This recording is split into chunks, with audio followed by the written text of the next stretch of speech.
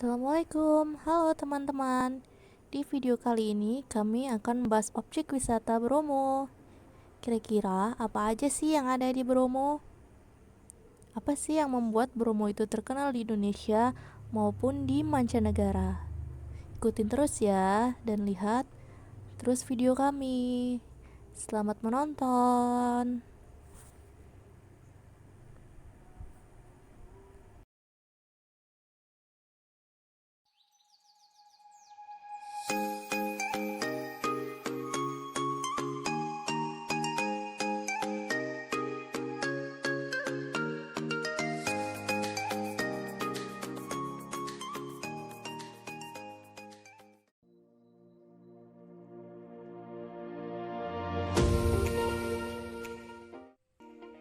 Pesona Gunung Bromo yang indah tidak hanya terkenal di Indonesia, tetapi juga di banyak negara asing. Padang pasir, savana, dan kawah gunung berapi adalah beberapa ikon pariwisata di Jawa Timur. Keindahan ikon pariwisata Jawa Timur ini sudah terkenal di mancanegara. Gunung Bromo adalah gunung api aktif yang memiliki ketinggian 2.392 meter di atas permukaan laut. Pesonanya membuat banyak para wisatawan baik lokal maupun mancanegara untuk menjejakkan kaki di sana. Salah satu yang terkenal di Gunung Bromo adalah Golden Sunrise-nya. Karena itu, Gunung Bromo dinobatkan sebagai tempat yang menawarkan pemandangan matahari terbit terbaik di Pulau Jawa. Saat setelah momen matahari terbit berakhir, wisatawan akan disuguhkan pemandangan yang tak kalah indah, yaitu negeri di atas awan. Menurut sejarah terbentuknya Gunung Bromo dan lautan pasir berawal dari dua gunung yang saling berhimpitan satu sama lain. Gunung Tengger dengan ketinggian 4000 mdpl yang merupakan gunung terbesar dan tertinggi pada waktu itu. Kemudian terjadi letusan kecil. Materi vulkanik terlempar ke tenggara sehingga membentuk lembah besar dan dalam sampai ke desa Sapi Kerap. Letusan dahsyat kemungkinan menciptakan kaldera dengan diameter lebih dari 8 km. Karena dalamnya kaldera, materi vulkanik letusan berlanjut tertumpuk di dalam dan sekarang menjadi lautan pasir sehingga diduga dulu kala pernah terisi oleh air. Dan kemudian aktivitas lanjutan munculnya lorong magma di tengah kaldera sehingga muncul gunung-gunung baru antara lain Lautan Pasir, Gunung Didodaren, Gunung Watangan, Gunung Kursi, Gunung Botak, dan Gunung Bromo. Menurut legenda yang dijelaskan, dahulu kala di Pulau Jawa, pemerintahan mereka dipimpin oleh seorang raja yang bernama Raja Brawijaya dari Majapahit. Raja Brawijaya sendiri mempunyai anak yang bernama Roro Anteng. Dan Roro Anteng menikah dengan seorang pria yang bernama Joko Seger, keturunan Brahmana. Ketika tahun pergolakan di Pulau Jawa, masyarakat yang memang setia pada agama Hindu sebagian memilih melarikan diri ke Pulau Bali, sedangkan sebagian lainnya menarik diri dari keramaian dan memilih tinggal di sebuah daratan tinggi di kaki Gunung Bromo. Mereka ini dipimpin oleh Roro Anteng dan Joko Seger, dan mereka disebut sebagai suku, yaitu suku Tengger yang merupakan kependekan Teng dan juga Seger. Keduanya tetap tinggal di Tengger selama terjadinya kemerosotan di kerajaan Majapahit dan mulainya masuk pengaruh Islam yang semakin kuat di Pulau Jawa. Dan setelah beberapa lama mereka hidup bersama, mereka sangat bersedih karena belum juga dikaruniai anak.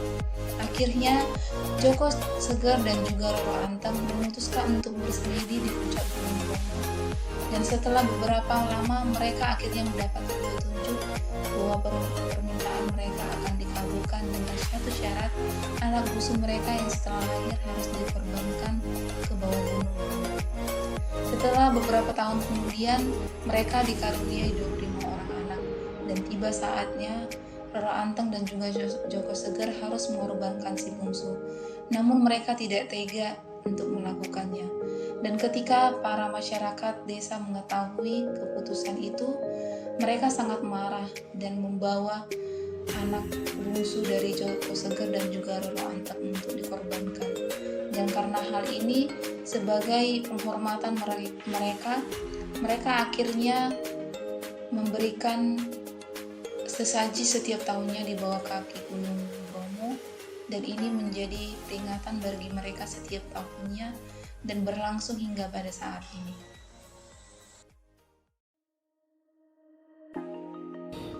Letak Gunung Bromo secara geografis yaitu 7 derajat 56 garis atas 30 lintang selatan dan 112 derajat 3700 bintang timur, dengan tinggi puncaknya yaitu setinggi 2329 meter di atas permukaan laut.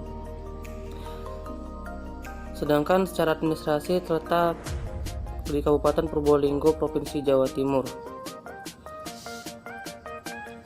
Gunung Bromo ini juga termasuk dalam kawasan Taman Nasional Bromo Tengger Semeru, di mana wisata dapat mengunjungi tempat seperti Gunung Semeru, Gunung Tengger, Gunung Batok, tentunya Gunung Bromo.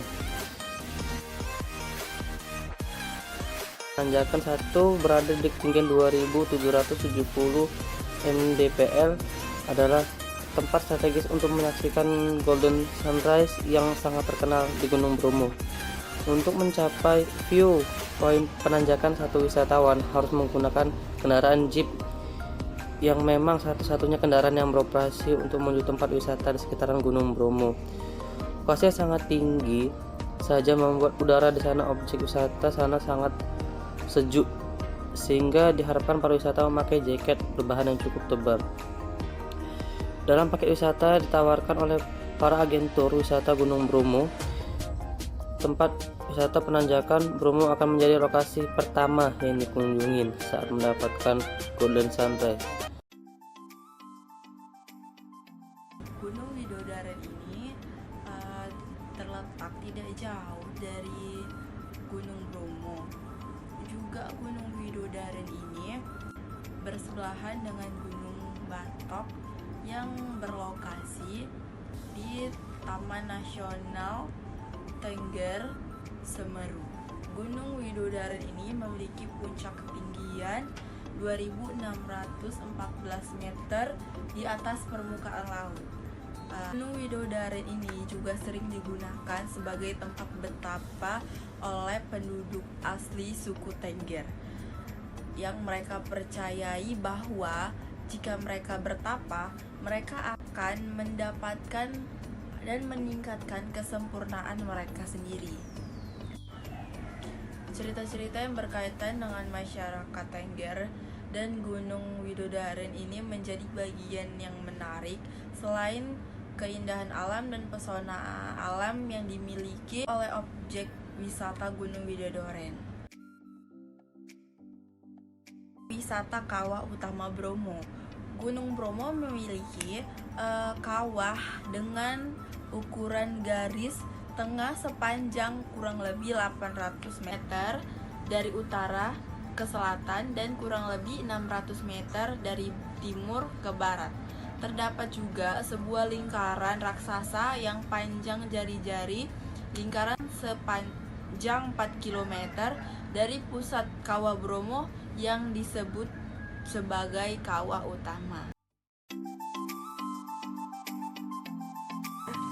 Bukit Cinta Bromo atau Love Hill merupakan objek wisata yang masih tergolong baru yang dihadirkan untuk melengkapi keseruan wisata di Gunung Bromo.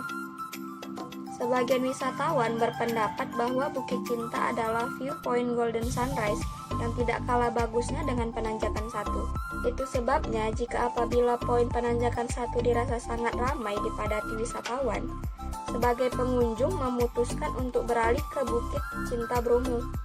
Selain itu guys, wisatawan juga dapat menyaksikan keindahan alam, yaitu pemandangan kemegahan 3 gunung yang berdiri kokoh berdekatan, yaitu Gunung Bromo, Gunung Batok, dan Gunung Semeru.